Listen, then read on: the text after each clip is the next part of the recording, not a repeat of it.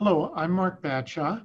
I'm a Physician-in-Chief and Chief Academic Officer at Children's National Hospital. And my responsibilities is to provide oversight of all of our undergraduate and graduate medical education programs, our research, and our faculty. And I've been here for about 20 years, which I guess shows you that I really like it here. I like it at Children's National and in Washington. Before coming here, I was at the Children's Hospital of Philadelphia, and I trained at Johns Hopkins.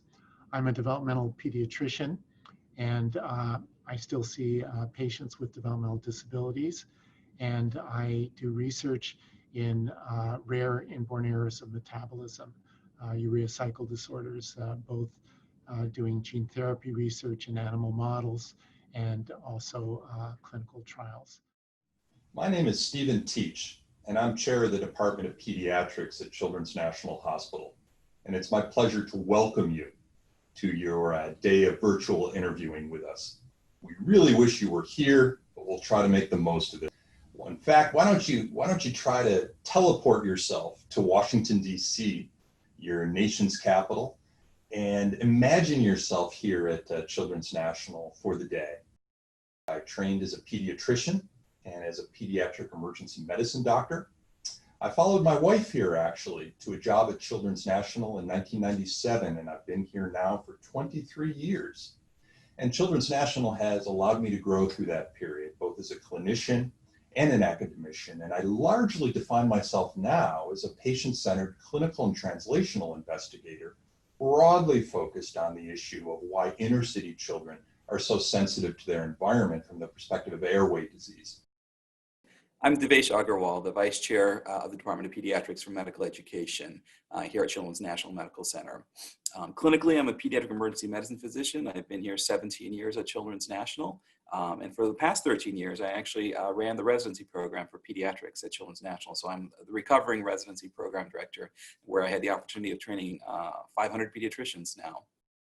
I moved to Washington, D.C. Actually, I followed my wife here. She's an international trade attorney, and I've been here 17 years at Children's National, and I love working here. So I want to tell you first why I love Children's National. It's a great institution, and it's a great place to train. There's a small town feel in sort of a large academic children's hospital, and it kind of mirrors what you see out here in Washington, D.C., where you have a city that gives you everything you might want from a very diverse and large urban center, including theater, arts, dining, entertainment. But yet there's tons of greenery out here in DC, lots of parks, skyscrapers. And so it's got a small town feel to a large metropolitan area. And that's very similar to Children's National, right? Where people are friendly, but yet you have cutting edge academic research and training programs. We're the fourth oldest pediatric hospital in the nation. In fact, this very year in 2020, we're celebrating our sesquicentennial. That's the fancy word for 150 years of service to the children and families of Washington, D.C. and the Metro D.C. area. For the first 50 years of our existence, that's a third of our entire existence, we were a full charity care organization. Now, what does that mean? We actually did not collect a single cent from a patient that we took care of for the first 50 years of our organization.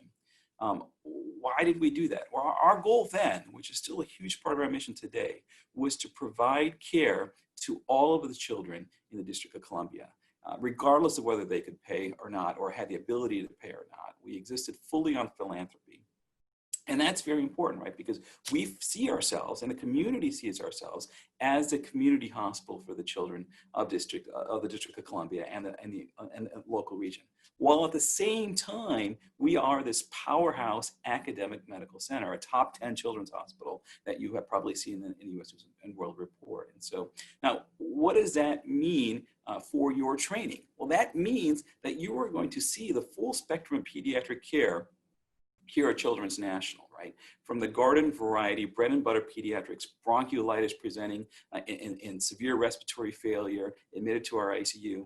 Also, but you're also going to see while you're training here, all of those rare diagnoses, those genetic disorders, those congenital malformations, you are also going to see here, because we are the only freestanding children's hospital in this area. Everything gets referred to us not only locally and regionally, but more and more so now on a national and international level. Remember, we're in Washington, D.C. All the foreign embassies are based here. And so people show up all of the time from around the world. We have over 900 faculty members, many of whom have gone through our Master Teachers program, and will really provide you not only excellent teaching, but also will teach you pedagogical techniques. We find that over half of our fellows end up in academic medicine. So in addition to your becoming expert as a clinician, during your time with us, you'll also have the opportunity of learning how to become an educator.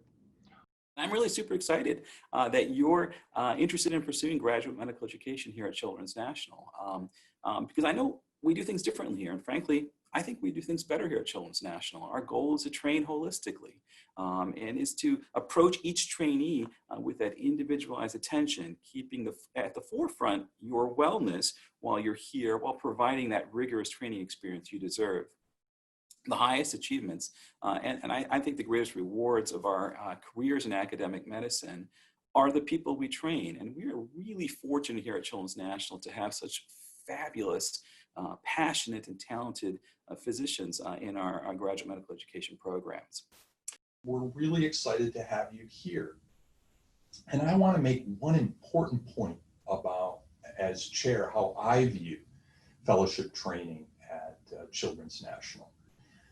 You come here, spend time with us, typically 3 years training in a clinical fellowship program, and we're going to make you a great subspecialist. You're going to leave here as a dynamite pediatric cardiologist, pediatric intensivist, pediatric infectious disease doctor. We're going to make you a great clinician. You are a great clinician now, we're going to make you even better in your subspecialty area. But while we do that, we're going to ask you to dig deep in at least one other area and develop yourself as an academic pediatric subspecialist. And that's a crucial phrase for me. We are Children's National. We train the leaders in pediatric medicine for the future. And those leaders are going to be academic pediatricians and pediatric subspecialists. Now, I'm pretty ecumenical about how I define academic pediatric subspecialist. That's being a great doctor and an educator, or an advocate, or an investigator, or a quality and safety person, a physician focused on the legal side of medicine, the business side of medicine.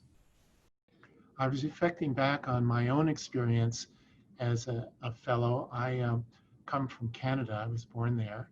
And my plan had actually been to go back after my training and be a general pediatrician with an interest in developmental disabilities.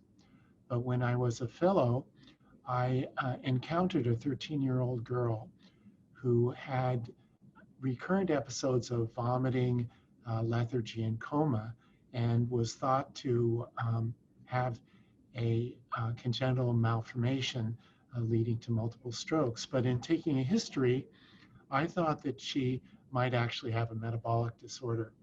And through some hard work and luck, I found out that she had a defect in the urea cycle. And that changed my whole plans for my life, from being a general pediatrician to becoming an academic scientist. And my point is that while you may know what you want to become as you enter your fellowship program, you should keep an open mind. And when something exciting happens, perhaps follow that. You may end up somewhere different than when you thought. And I think coming to Children's National will really give you that opportunity to do something very special. I will tell you an interesting story. So I'm a pediatric emergency medicine physician. I came here 17 years ago, right when I finished my training. And every summer in our emergency department, I diagnose malaria. Now, some of you may be wondering, is malaria endemic in Washington, D.C.? No, it's not. I diagnose malaria at the end of every summer here in Washington, D.C. because we have a huge population of children who travel back to their ancestral homes in sub-Saharan Africa and come back to Washington, D.C. infected with malaria. And so these are the interesting things that you will see being in a population as diverse as we have here in Washington, D.C. I also want to underscore our commitment to medical education at Children's National, because I think this is something that also sets us apart from other institutions that you may be considering. We have made an immense investment into assuring that the education you receive here is top-notch. And so if you decide to train here, or the NRMP decides to match you here, rest assured that you will be provided amazing education here. We have a very strong research program here. We are in the top 10 in terms of NIH funding of research in children's hospitals and departments of pediatrics, and have particular strengths in the areas of cancer, neuroscience, genetics, biomedical engineering, and clinical research and experimental therapeutics. And as a fellow, you'll have over 300 principal investigators to choose from to form your mentoring team. We have the only clinical and translational science award from the NIH that was granted to a children's hospital, and this provides the infrastructure for research. Well, just as a medicine we provide our patients should be evidence-based, here at Children's National, we really feel that the education we provide our trainees should be evidence-based. Evidence-based education is the mantra of our educational leaders. And we actually put our money where our mouth is. And the most concrete example of things we've done here is the Master Teacher Program. The Master Teacher Program has now graduated almost 100 faculty members across all divisions of Children's National. And these faculty have taken the lead into assuring that the education we provide our trainees is the best it can be. Cutting edge experiences, assessment tools, and technology into your training curriculum if you come here. One very specific example that's a real differentiator. Due to our affiliation with the George Washington University School of Medicine and Health Sciences, School of Education, Schools of Public Health, we are able to make available to you while you are a fellow here at Children's National, a 100% tuition remission for coursework of relevance to your fellowship training program. So for example, if you are a fellow in pediatric emergency medicine, and during your time with us, you would like to take courses in statistics, in epidemiology, in leadership, in educational theory, you can do that with 100% tuition remission. And if you're highly motivated, there are master's programs that are available to you, the most notable of which is the Master's in Clinical and Translational Science, which you can earn while you're a fellow with us. So it really means that our fellows have been very successful in producing first author publications, in presenting at the Pediatric Academic Society meetings, and in getting their first choices for faculty or practice opportunities when they finish with us. I should tell you though that many of our fellows are offered opportunities and choose to actually stay at Children's National. Over 1/3 of all our faculty members did their training here, either as a medical student, a resident, or a fellow. So finally, and most importantly, I want to express the unyielding commitment our leaders here at Children's National have to promoting health equity and to dismantling systemic racism and structural racism, which, as you all know, is the most malignant social determinant of health. As the Vice Chair for Medical Education, I am steadfast in my resolve to assure that medical education is an anti-racist space. and that you all, through your training at Children's National, will be empowered with the knowledge, abilities, and skills and attitudes to measurably impact health equity and to improve the health of children, not only here locally, but on a national level. I am hoping that while you train here, you will join with us to reconceptualize structural racism as a challenge and an opportunity. It is a malignant adverse social determinant of health for the children and families that we care about. And I encourage you to acknowledge it, to own it, both in yourself and in others. We feel that we have made great strides in creating an environment where all applicants are welcome, independent of their race, their ethnicity, their gender, their sexual orientation, or any of the other differences which distinguish us and enrich us as a community. I'd make special note that of the attending physicians at Children's National, about 16% of them come from backgrounds underrepresented in medicine, specifically African American and Hispanic backgrounds. That's about twice the national average for pediatric faculties. And I'd make note that among our interns who arrived in June of 2020, 34% of them were from backgrounds underrepresented in medicine, specifically African American or Hispanic. And that's nearly 3 times the national rate. So with that, I implore you to strongly consider training here at Children's National.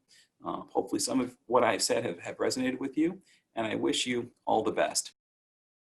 Feel free to reach out to me. My name is really easy to remember. Stephen Teach, like a school teacher. So steach@childrensnational.org. I look forward to your email, and I'm always available to Zoom with you if you'd like. Cheers. If you do come here, I'm on the 5th floor of the West Wing, and I hope you'll come and talk about your career with me, and that I can help be one of your mentors.